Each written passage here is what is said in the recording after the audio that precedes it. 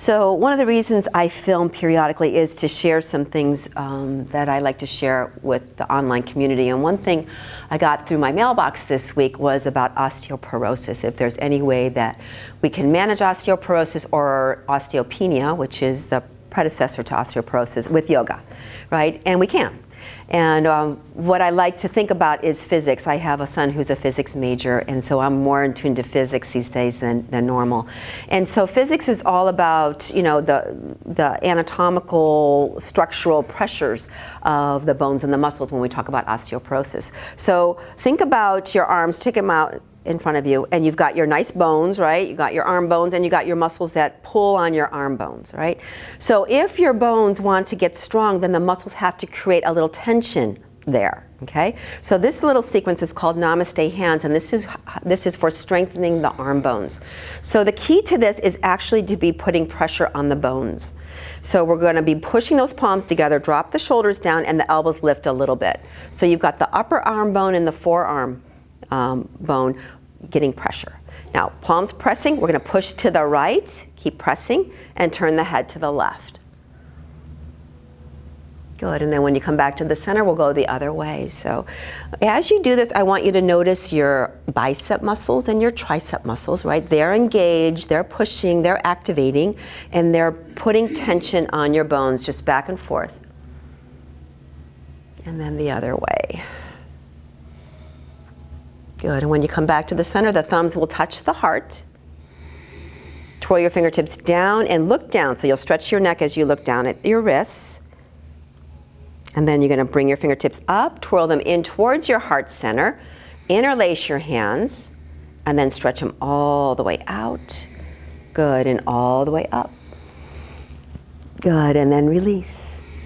We're going to do it again a few times. So remember, we're trying to create a little bit of pressure on those bones. So the theory here is, as you push to one side, we're looking to the other side. The theory is that we're putting pressure on the bones. So the bones, if they were to be talking to us, they would be saying, oh my gosh, there's a little pressure on me. I'm called to be strong here, so I either can get strong or break. And what we're doing now is creating strength. And we'll be doing these to our legs and our feet, our hips throughout class. And when you come back to the center, the thumbs will now touch your heart. Your fingertips will twirl down as you tuck your chin. And then bring it up and roll it inwards. So interlace your hands the opposite way, so the other pinky's on the top. And then we'll stretch it out and we'll reach it up. And then we'll release it. Good. Take some big shoulder rolls. Yeah, very good. So the other way, sometimes that could be a little bit taxing on the wrist joint, right? So the other way we can strengthen our arm bones, we're going to take the arms all the way out to the side. I call this the life force reach. And the idea here is that you're trying to touch the opposite sides of the walls in the room. Good. So you're really reaching, engaging both your biceps and your triceps. And now your fingertips are going to twirl upwards and push the palms outwards. So we are putting pressure on those bones again. Yeah. Good. And then the fingertips twirl down towards the floor. Good. And then they go up again. Turn the palms this time facing the ceiling. We're going to reach all the way up. Touch them at the top now and take your thumbs and put them right in the center of your kind of upper back. Up and down a few times. Yeah. Those are your tricep muscles. Good. So these are all arm strengthening and bone strengthening sequences. Good. And then when you reach up, release all the way down. And one more time, give it a little shoulder roll, maybe alternating that. Yeah, good. And the other side. We're going to make sure that our hands are spread wide. So we're talking about bone strength. So we're strengthening the bones of the wrist and the arms here. So make sure the fingers are spread to bear that weight.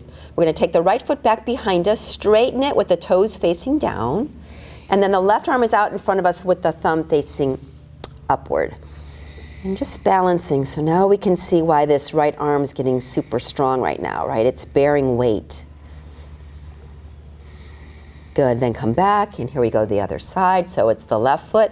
Remember, the toes are facing down, so we're flexing the foot, and then the right arm's reaching out with the thumb up.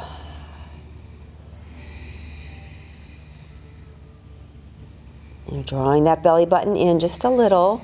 That creates that core strength. Good, and come all the way down.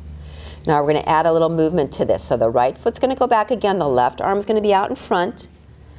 Make sure that right shoulder's feeling really strong, the arm's nice and straight. We're going to salute with the left hand and bend the back foot like we're trying to kick our butt. And then we're going to straighten. And then just do that a few times. This little bend and salute. I learned this one from Justine. And this one also puts a little tension on the bones because the muscles are moving right now and they're putting effort into those bones. Next time you come into the salute and the bending of the knee, we're going to take one little push-up with the right arm. So we're just going to go down a little bit, doesn't have to be too much. We're bending that right elbow, and then we're coming back up, and then we straighten everything out, and then bring it back to the center. Ooh, that's a lot of work. Here we go, other side. Left foot's going to straighten out, right arm's out in front, and then the bending and the saluting. Remember that belly button, right? Just pull it in. That little kind of effort there. That creates that stronger core, stronger back. And then we're all going to meet when we're saluting and we're bending because we're going to take that little push up with the left now. So going down, and then coming up.